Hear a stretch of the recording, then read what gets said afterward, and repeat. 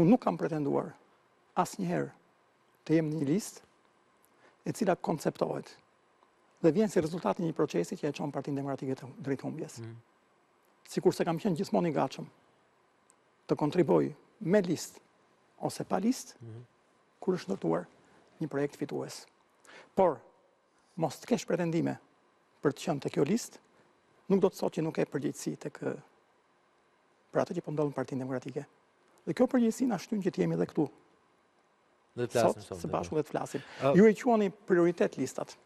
Jo, unë tash prioritet në diskutimet sot. Kurse unë do t'i quaja hallka e fundit e një zinxhiri vendimarrje që kompozonte dhe shfaqte një Parti Demokratike që nuk po projektoi për të fituar zgjedhjet, po projektoi për të shërbyer interesave të kryetarit në raport me drejtsinë.